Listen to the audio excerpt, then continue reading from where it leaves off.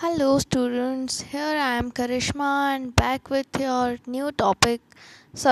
That's existing topic forms of power sharing. We have already studied about two forms that are the horizontal way and next power sharing in vertical way, right?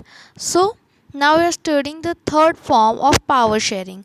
Power may also be shared among different social groups such as the religious and linguistic groups.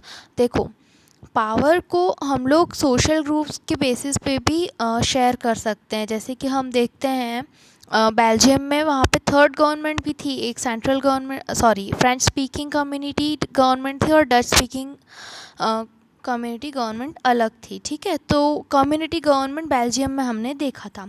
Community government in Belgium is a good example of this arrangement. तो ये ऐसे social groups जो कि अपनी community की language के basis पे, religious के बेसिस पे एजुकेशन की पावर शेयर करते हैं। ठीक है, एजुकेशन के और ऐसे डिसीजंस लेते हैं, तो वो गवर्नमेंट अलग होती है। इस फॉर्म में भी हम इस टाइप के सोशल ग्रुप्स बना के पावर शेयर की जा सकती है। In some countries, there are constitution and legal arrangements whereby socially weaker sections and women are represented in the legislatures and administration. कुछ countries में ऐसे legal arrangements बने हुए हैं, मतलब वहाँ का constitution ही ऐसा है कि वहाँ पे weaker socially weaker sections जो हैं उनको legislature and administration में represent करने का chance दिया जाता है। जैसे कि women या दूसरे weaker sections, low caste people, तो उनको पार्टिसिपेट करने का चांस दिया जाता है। Last year we studied the system of reserve constituencies. Last year हमने देखा था रिजर्व कॉन्स्टिट्यूएंसीज का चैप्टर। ओके, उसमें आपने ये देखा होगा कि हमारी इंडिया में रिजर्वेशन सिस्टम जैसे हम बोलते हैं, उसमें जो लोअर कास्ट पीपल होते हैं उनको education and job related terms में क्या मिलता है, उनको रिजर्वेशन सीट्स मिलती हैं, रिजर्व सीट्स मिलती हैं in assemblies and the parliament of our country. This type of arrangement is meant to give space in the government and administration to diverse social groups who otherwise would feel alienated from the government. मतलब कि इस type का arrangement क्या करता है, ऐसे लोग जो कि अपने आप को लोगों से अलग मानते हैं। एलिएनेटेड का मतलब मैंने आपको पहले भी बताया था, जिनके साथ कुछ ग्रुप ऑफ पीपल या कुछ ग्रुप ऑफ कास्ट क्या करते हैं, भेदभाव करते हैं। तो ऐसे डिफरेंट डाइवर्स सोशल ग्रुप्स जो खुद को एलिएनेटेड फील करते हैं, तो इस टाइप का अरेंजमेंट, कम्युनिटी गवर्नमेंट वाला अरेंजमेंट क्या करता है, उनको गवर्नमेंट में और एडमिनिस्ट्रेशन में पार्टिसिपेट करने के लिए चांस देता है, जिससे कि वो पावर शेयर कर सकें।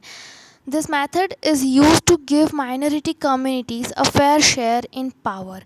ये वाली मेथड तब यूज़ की जाती है जब माइनॉरिटी कम्युनिटीज़, मतलब जो कम्युनिटी के लोग न्यूमेरिकली माइनर हैं, कम हैं, उनको एक फेयर चांस मिलता है कि आप पावर शेयर कर सको। In Unit 2, we shall look at various ways of accommodating social diversities.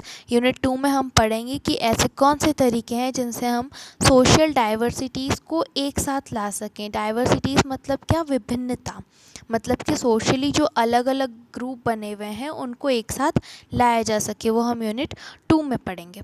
The fourth type of power sharing is power sharing arrangements can also be seen in the way political parties, pressure groups, and movements control or influence those in power.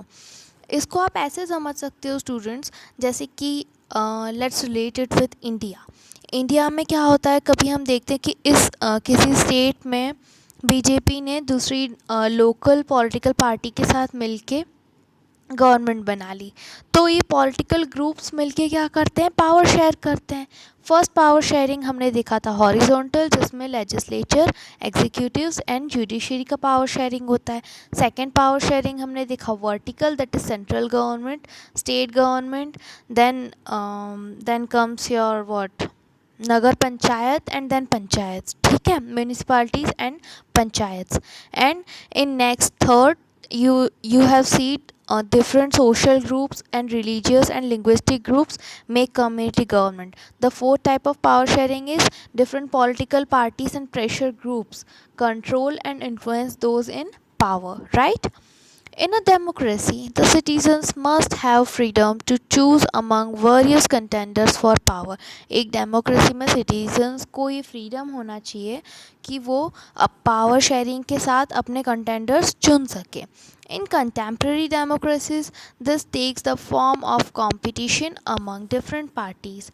Contemporary democracies में ये वाला part जो है political government वाला, तो ये groups क्या करते हैं, ये वाला पार्ट एक अलग ही फॉर्म में मतलब कंपटीशन के फॉर्म में दिखने लगता है जहाँ पे कंटेम्प्रेरी डेमोक्रेसीज हैं. Such competition ensures that power does not remain in one hand. ऐसी कंपटीशन वाली जो गवर्नमेंट्स होती हैं वो ये इंश्योर करती है कि पावर हमेशा ही किसी एक के हाथ में नहीं रहेगी. In the long run power is shared among different political parties that represent different ideologies and social groups. इसका मतलब ये है कि लंबे समय तक वही पार्टी रूल कर सकती है जो अपने आप को रिप्रेजेंट करती है अलग आइडियोलॉजी के साथ और अलग सोशल ग्रुप्स के साथ.